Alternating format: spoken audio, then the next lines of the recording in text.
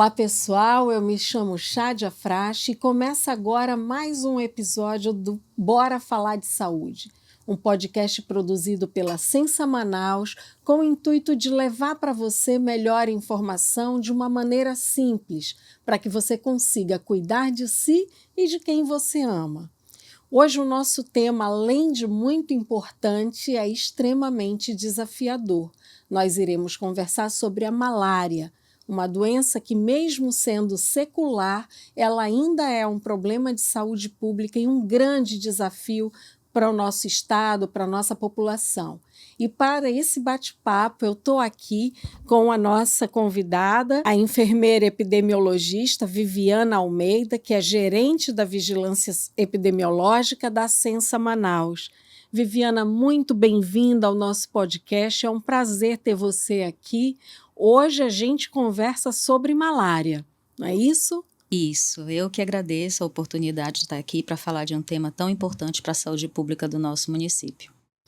Viviana, vamos lá. Quem mora na Amazônia ou já teve malária ou conhece alguém que teve, ou no mínimo ouviu aí várias histórias sobre essa doença, mesmo assim eu te pergunto, o que é malária e como ela é transmitida?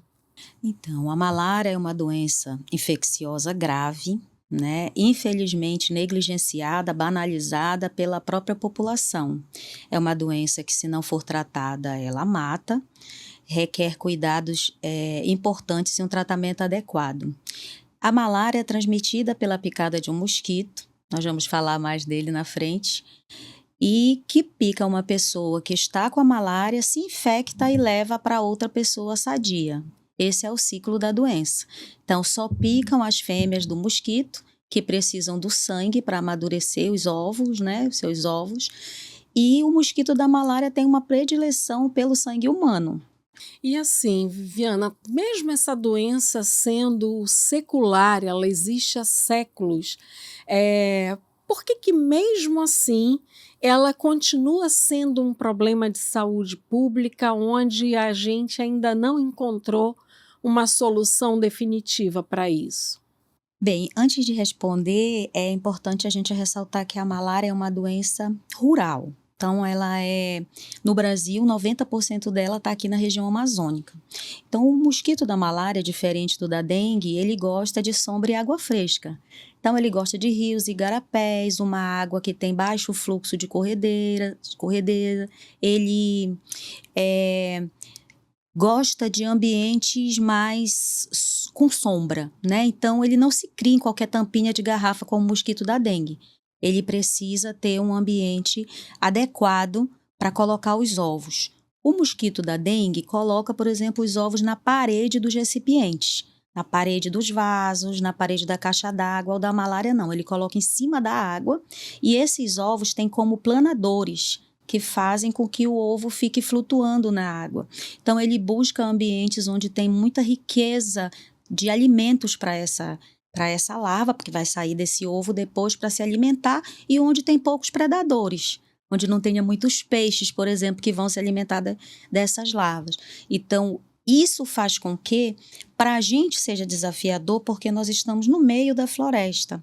E cada vez que a gente invade o espaço do mosquito, a gente causa um surto de malária. Então, se nós adentrarmos a mata sem ter ninguém com malária, nós conseguimos conviver pacificamente com o mosquito, porque ele vai estar lá. Ele está em toda a mata, toda a floresta onde tem igarapé. O problema é entrar com malária, que aí você infecta o mosquito e esse mosquito vai infectar outras pessoas. Então, esse é o desafio para a gente. Não ter pessoas doentes de malária para que a gente possa quebrar a cadeia de transmissão. Aí você me falou agora uma coisa que preocupa, porque é uma doença que você disse que é rural e a própria geografia da nossa região, ela é muito mais predominante rural, né? Então, acho que o desafio maior está nisso também, né? Sim, nós temos mais de 90% do nosso território municipal é de área rural, né? E mesmo na área urbana nós temos o limite, né? A zona, um cinturão periurbano que também é perirural, né? Que faz fronteira com a área rural. É importante a gente ressaltar também que o nosso clima, o calor que a gente sente, faz com que a gente busque os igarapés, né? Que a gente vá para a área rural, mesmo que a gente more na área urbana. E são nesses momentos, Os momentos de lazer, né? A população. a gente pode contrair a malária. Certo. E Vivi, quais são os primeiros sintomas? O que a pessoa sente? Ela sente logo que é picada? Tem um período aí que ela passa? Como é que acontece isso? Sim, não é imediato, tem um período que pode ir de 7 a 30 dias, a gente coloca em média 15 dias, 14, 15 dias, que é o período de incubação do momento que ela foi picada até começar a manifestar os sintomas. Hoje a malária já não tem mais aquela clássica tríade, né? Do calafrio, dor de cabeça, febre, tremor pelo corpo, né? O calafrio, tremor pelo corpo. Nós temos pessoas que referem somente a febre, outras que nem a febre referem. Então, hoje, como nós somos área endêmica, é um desafio para a gente, vocês vão ver pela cidade, nas campanhas publicitárias, a gente convocando a população a fazer o exame tendo febre, independente de qualquer outro sinal ou sintoma, de fazer o teste. Teve febre, principalmente se você se deslocou para a área onde tem igarapé, para a área de mata, nos últimos 30 dias, faça o exame da malária. E outra coisa, se você testou positivo e na sua família outras pessoas não testaram positivo, foi negativo, mas, aliás, essas pessoas não tiveram sintoma, mas elas também se deslocaram, mesmo sem sintoma, elas precisam fazer o exame, porque existe a malária assintomática. Olha só. E me diz uma coisa, como é que a rede municipal, como é que nós da Sensa Manaus estamos organizados para atender esses casos suspeitos? O que a rede municipal oferece em relação aos casos suspeitos de malária?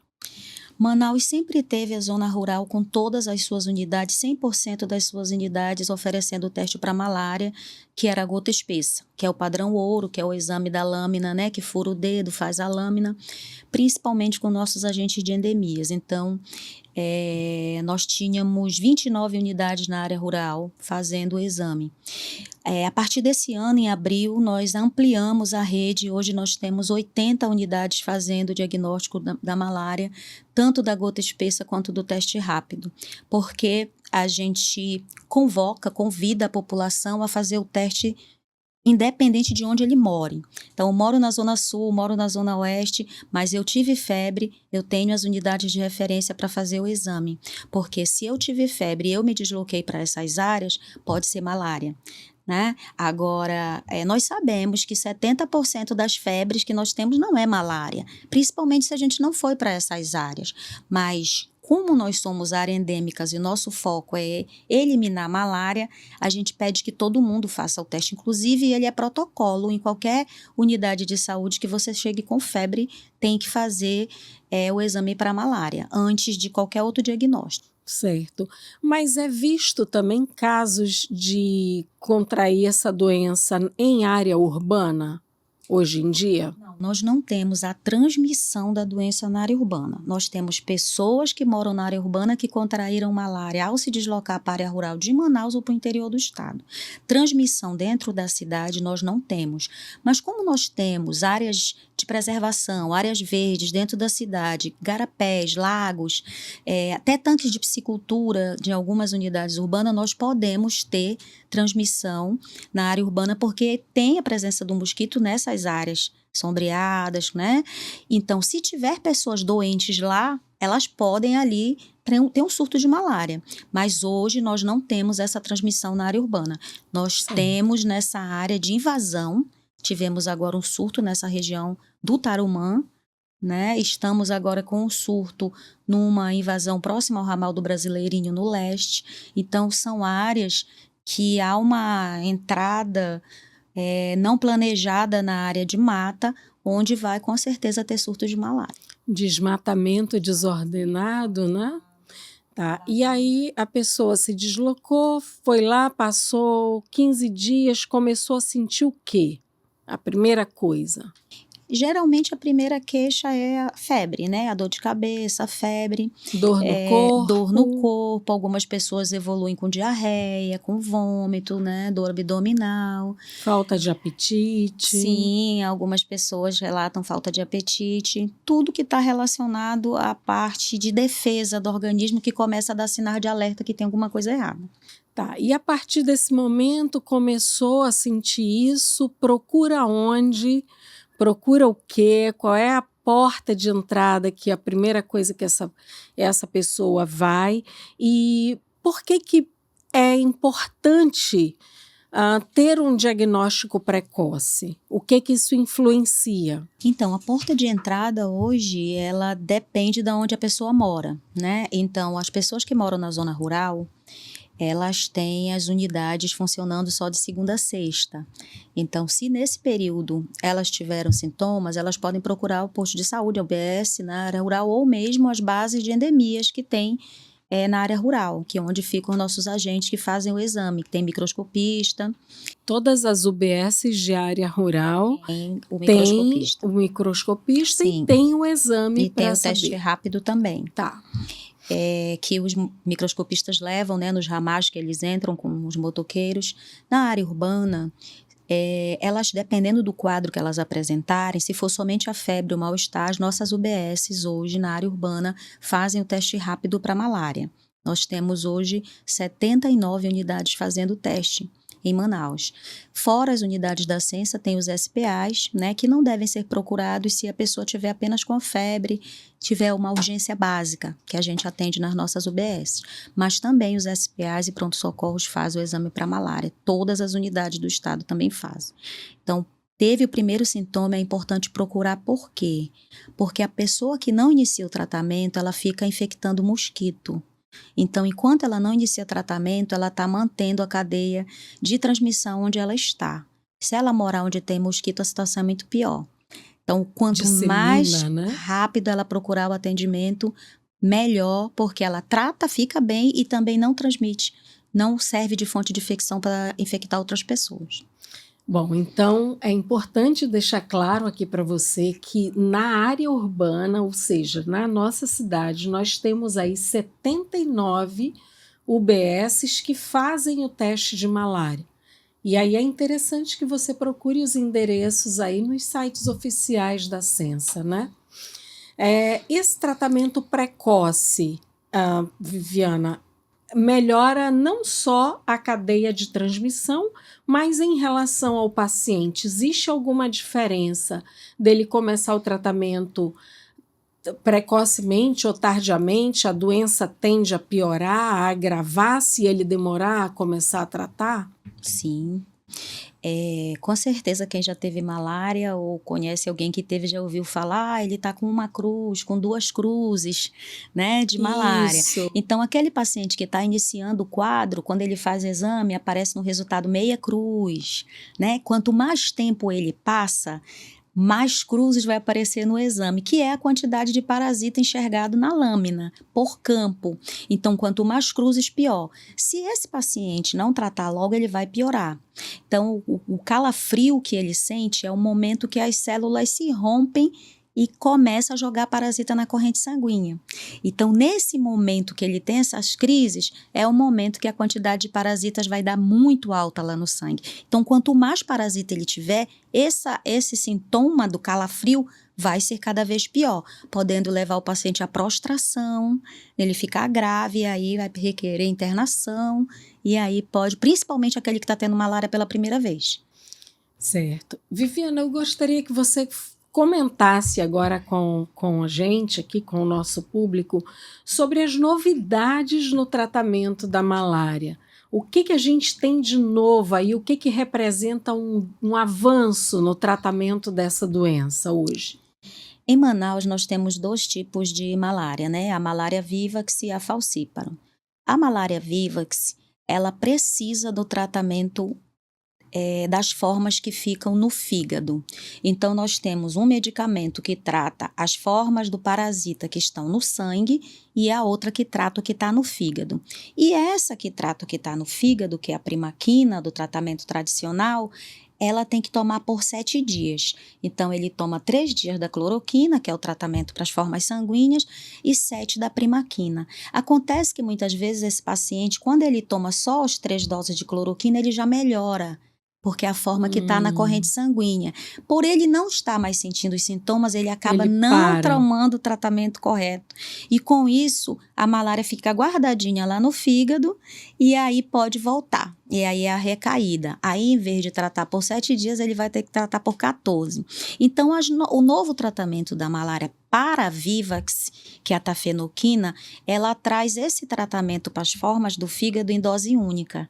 Então, elas são 2 comprimidos em dose única, ele tem que tomar os 3 dias da cloroquina, mas no lugar da primaquina, ele faz a tafenoquina. Então, isso é fantástico, porque isso diminui aquele período que o paciente fica doente infectando o mosquito, tem uma maior adesão ao tratamento, porque são menos dias, e a gente espera a longo prazo que com isso a gente consiga também reduzir a malária. Infelizmente, não está disponível para todo mundo, então não pode tomar menores de 16 anos, por exemplo, né? As grávidas, as mulheres que estão amamentando até 1 mês, né? Então, ainda tem alguns grupos que não podem tomar, mas a grande massa da população que tem malária, que é a população economicamente ativa que se desloca, essa pode tomar tafenoquina. E tem um exame também, desculpa, que vem junto, que é o teste do G6PD. As pessoas têm que ter pelo menos 70% de eficácia dessa enzima para poder fazer a tafenoquina, né? É muito raro não ter, mas é feito o teste junto com o da malária, é feito o teste do G6PD para saber se ela pode tomar tafenoquina ou não. Então, isso é o que a gente tem agora de avanço, né? Ou seja, 3 dias de um medicamento que trata na forma da doença na corrente sanguínea. E mais 7 dias que trata do parasita no fígado. Só que quando trata os 3 dias da corrente sanguínea, todo mundo acha que já está bom e para o tratamento. Isso é ruim demais, né? E aí, essa tafenoquina veio para como um avanço, né? E é tomada, então, depois da cloroquina, só 1 dia. 2 comprimidos de tafenoquina em dose única, e Que maravilha. No primeiro dia e os 3 dias de cloroquina.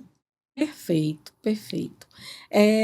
E que estratégias de controle estão sendo hoje adotadas pela Sensa Manaus para que a gente faça o controle dessa transmissão, dessa doença aqui em Manaus? Nós temos várias frentes de trabalho. Uma, que é a gerência que eu estou à frente hoje, junto com a gerência de assistência farmacêutica, tomam conta do tratamento imediato. É oferecer testagem para todo mundo que tiver febre ou que se deslocou para a área, é o tratamento oportuno e imediato. O indicador é tratar em até 48 horas. Se a gente tratar em 48 horas, a gente consegue quebrar a cadeia de transmissão. Os casos autóctones são casos que foram contraídos aqui mesmo dentro de Manaus. A outra frente de trabalho, que é a frente AGVAN, que é a Gerência de Vigilância Ambiental, é o controle vetorial. Então, o controle vetorial oferece os mosquiteiros impregnados, que são dados para populações que residem nas áreas de transmissão. É ofertado o repelente, né? É orientado, feito trabalho de educação e saúde para os horários de pico do mosquito proteger, usar manga comprida, calça comprida, meia. Quais são os horários de pico, doutor? Para eu não sair nesse horário. O mosquito tem hábito crepuscular, então ele gosta de picar no fim da tarde e no início da manhã, mas ele pode picar a noite toda. Por isso que o mosquito impregnado é importante, é um mosquiteiro. Né? O mosquiteiro, ele tem inseticida nele, que o mosquito pousando lá, ele vai morrer, né? E nós fazemos também a borrifação intradomiciliar, que é a borrifação feita dentro das casas, nas paredes, onde os mosquitos costumam pousar, e aí, estando com o veneno, com inseticida, ele não vai pousar. E o fumacê, que é o que a maioria da população pede pra gente, mas que a gente explica que o fumacê é um veneno para o meio ambiente, ele não pode ser usado indiscriminadamente, ele vai causar desequilíbrio porque ele mata abelha, ele mata até gente, né? Então ele tem que ser utilizado realmente em situações onde tem um número muito alto de casos, numa área onde vai ser eficaz colocar fumaça, né? Então, essas são as frentes que a gente atua, além da busca ativa de casos e também da educação em saúde, das campanhas de orientação à população. Doutora, a gente sabe que existem vários estudos sobre vacinas contra a malária, porque mesmo sendo uma doença antiga, a gente sabe que esses estudos vêm aí de muito tempo. Por que até hoje ainda não existe uma vacina disponível contra a malária? Bem, assim, a grosso modo do que a gente sabe a respeito é que a malária ela é causada por um plasmódio, então é um parasita, não é um vírus, não é uma bactéria, né? Como a maioria das nossas vacinas são feitas para esses agravos, para essas doenças causadas por vírus e bactérias. Então, o protozoário é um desafio. Nós sabemos da existência de vacinas, principalmente contra a falcíparo na África, mas com uma eficácia aí em torno de 30%, que é muito pouco, e é usada só em crianças, né? E mais para o falcíparo, que não é o nosso principal problema. Né, a maioria da nossa malária falcíparo geralmente é importada, vem do interior do estado, vem de outros estados. Aqui em Manaus, nós temos transmissão sustentada de Vivax. Entendi. Bom, doutora, agora chegou a hora no nosso podcast de um quadro chamado Fala Especialista. É onde a população interage aqui conosco, até mesmo para enriquecer o nosso bate-papo. Então, são feitas algumas perguntas. Vamos lá dar uma olhada?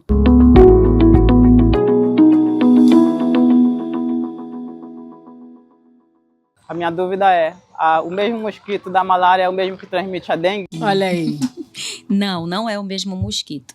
O mosquito da malária é o anofelino, conhecido como mosquito prego, porque quando ele pousa na parede, ele pousa num ângulo mais ou menos de 45 graus, não encostando as patinhas todas, não parece realmente um prego, né?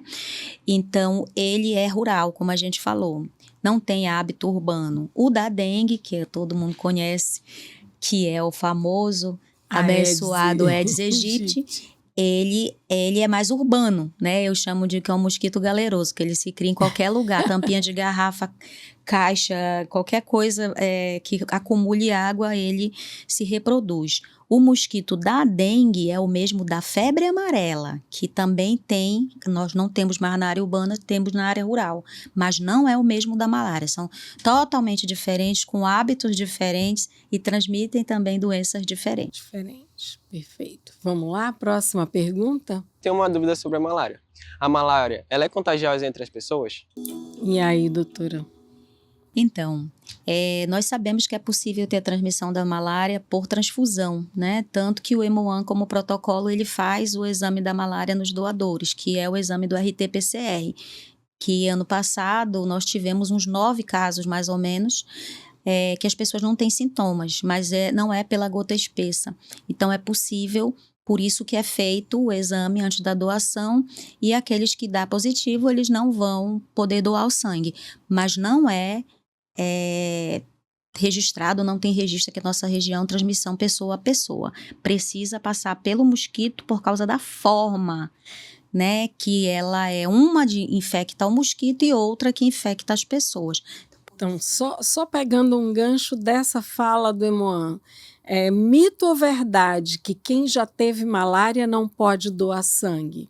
Não é mito. É mito. Quem já teve malária, ele pode doar sangue, desde que ele tenha tratado e esteja curado. Ele não pode doar se ele estiver com malária. Com malária. Mesmo que ele tenha tido no passado, sim, foi tratado, fez o teste no Hemoan, deu negativo, ele pode tudo doar. Tudo certo. Até porque nós temos pessoas, assim, que a gente conversou na área rural, que falam assim, enfermeira, eu contei até 50 o número de vezes que eu tive malária. Depois disso, eu não contei mais. Olha né? só. Então, eles convivem com a malária. Né, sim, o tempo todo. Sim, e se na nossa região, que é uma área endêmica, se a gente for depender disso para doação de sangue, então, né? Vai reduzir muito o número de doadores. Né? Vamos lá, próxima pergunta. Tenho uma dúvida. Depois que eu me tratar, eu posso pegar malária novamente? Olha aí, doutora. Pode. Quando a pessoa teve malária Vivax até 60 dias... Se ela fizer uma lâmina e der positivo, a gente considera que é a mesma malária, que não foi tratada adequadamente. Aí aquele tratamento que se ela fez de 7 dias, ela vai fazer 14. Agora, após 60 dias, a gente considera que é uma malária nova. Se ela teve exposição novamente, quantas vezes ela se expor, ela vai pegar novamente, porque é um parasita. É igual o piolho, né? Você tratou, você não tem mais piolho, mas se você se aproximar perto de alguém que tem, você vai pegar de novo. A malária é um parasita assim. Quantas vezes você se expor ao mosquito, você vai pegar malária? Olha aí. Próxima pergunta. Tenho uma pergunta. Eu tive malária há 6 anos atrás e os sintomas eram mais frequentes à noite. Por quê? Existe alguma relação, doutora, com os horários? O horário, ele é o horário em que as hemácias se rompem, que as células cheias de parasita, tá cheia de bichinho lá dentro, tão cheio que ela estoura. Quando ela estoura, eles vão e penetram em outras hemácias, em outras células. Então, esse momento do tremor, esse momento do sintoma, é esse momento que ele rompe a hemácia. Então, isso pode se dar, ele tem um momento que acontece isso, não acontece o tempo todo, por isso que ela é conhecida como febre terçã ou quartã, porque tinha dia sim, dia não. Então, isso depende do tipo da malária. Nesse caso, esse momento é o momento que a hemácia rompe. Mas não tem um horário específico, manhã, tarde e noite. Mas nesse momento é o momento que acontece isso. Certo. Mais perguntas? Tenho uma dúvida. A malária tem cura e o tratamento é simples? Tem cura, com certeza tem cura. Nenhum tratamento é simples se não houver, a pessoa não for comprometida com o tratamento. Então, nós fizemos visitas em algumas casas que as pessoas tomavam 1, 2 remédios e guardavam o resto na parede. A gente chegava a encontrar um monte de cloroquina guardada, que ela já estava esperando a próxima malária. Então, essa pessoa não tratou, serviu de fonte para infecção de outros mosquitos e piorou a situação daquela comunidade. Então, o tratamento, ele é simples e fácil se a pessoa tiver compromisso, né, for comprometida em tratar. Porque são remédios fortes, né? Então, dá enjoo, a pessoa toma 3 comprimidos, né? São muitos remédios, e aí acaba que isso dá um mal-estar. Mas se ela fizer o tratamento direitinho, fazendo certo, como tem que ser feito, ela fica curada e se protegendo, ela não pega mais malária. Agora eu vou tocar aqui numa pergunta que o público não fez e que nos momentos em que eu fazia atendimento na ponta surgia muito essa dúvida. Doutora, eu estou tratando malária, eu posso beber?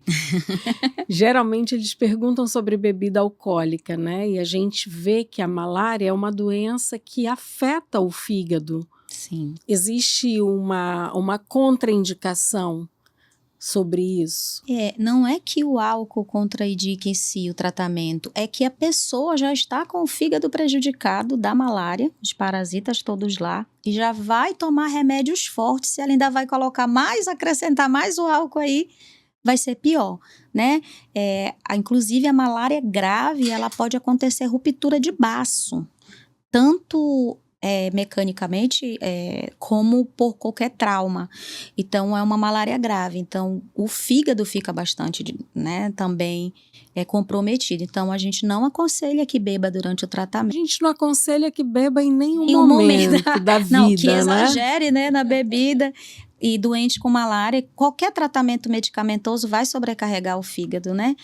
E a mesma pergunta eles fazem com relação ao açaí. Mas eu posso tomar o açaí? Pode, o açaí pode, porque o açaí tem ferro e a malária leva a quadro de anemia. Então, é preciso que a pessoa faça, sim, reposição de ferro na alimentação, principalmente. É isso aí. Bom, como a gente pôde perceber, é um grande desafio aqui na nossa região, a malária, e a gente precisa também muito, né, doutora, do comprometimento da população também, né, em se proteger, se for para uma área de mata ou de balneários, usar o repelente, se morar em área rural, colocar o mosquiteiro, que ele é doado, né, pelos serviços gratuitos, pelos serviços públicos de saúde, e se manter ali protegido aos primeiros sintomas, procurar logo um atendimento, né? É isso.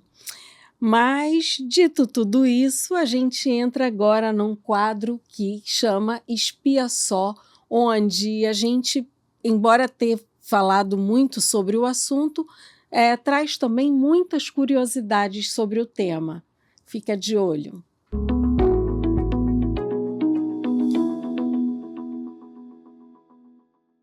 Você sabia que o mosquito Anáfolis, transmissor da malária, também chamado de mosquito prego, prefere áreas rurais e de floresta porque precisa de água limpa para se reproduzir, o que torna a Amazônia um ambiente ideal para a sua sobrevivência? Além disso, esse mosquito é mais ativo à noite, picando principalmente do anoitecer ao amanhecer. Por isso, quem vive ou circula nessas áreas precisa redobrar os cuidados, usando mosqueteiros, telas em portas e janelas, roupas que cubram o corpo e repelentes, já que o comportamento do mosquito e as condições ambientais locais favorecem a persistência da malária na região.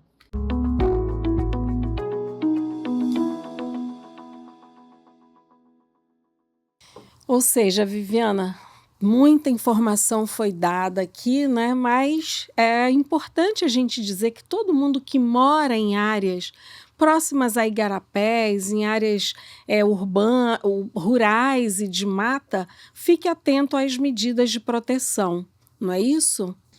Isso, a gente chama a atenção da população. Agora a gente começou o período chuvoso, a malária na nossa região é sazonal, ela aumenta no verão e diminui no inverno. O Papai do Céu é maravilhoso, no inverno vem a dengue, a malária cai e fica alternando, né? Então, no verão aumenta a malária porque a gente se expõe mais e a gente vai mais até essas áreas. Então, quando você for para a cachoeira maravilhosa, Igarapé, começou a dar 4h30, 5 horas. Não é para deixar de ir. Não é para deixar de ir. No sol, o mosquito não gosta, ele gosta de sombra, né? Então, no sol, ele não costuma picar. Então, no final da tarde, 4h30, 5 horas, começa a sair do Igarapé, já retira todo mundo da cachoeira. Se por algum motivo precisar ficar, é uma área de chácara, é um evento noturno, repelente, roupa de manga comprida, né? Sei que é quente a nossa região, mas a gente precisa se proteger. Calça, camisa de manga comprida, o repelente e mesmo diante de tudo isso, até 30 dias tive qualquer sintoma relacionado à malária, teste o mais rápido possível. E quem mora na área de transmissão, mosquiteiro, tela nas portas e janelas, borrifação, aceitar a presença da borrifação, que a gente tem muita recusa, as pessoas não aceitam a borrifação dentro de casa, né? E colaborar com a limpeza dos igarapés, porque se eu limpo, eu retiro as larvas, eu retiro os criadouros. Então, também não jogar lixo, igarapé e tudo mais para não represar. Isso também é importante para todos os agravos, não só para a malária, para a dengue, para tudo. Bom, depois dessa mensagem final, Viviana, a gente se despede aqui, né? Mais um episódio chegando ao fim aqui no Bora Falar de Saúde. Agradeço imensamente a sua presença, os seus esclarecimentos. Agradeço aos nossos telespectadores que se mantiveram aí, fazendo as perguntas, participando, interagindo. E a você que nos acompanha, não esqueça de curtir, compartilhar, comentar, avisa aos amigos, aos vizinhos, nos siga nas plataformas audiovisuais e no canal do YouTube da Sensa. E é isso, um grande abraço e até o próximo episódio.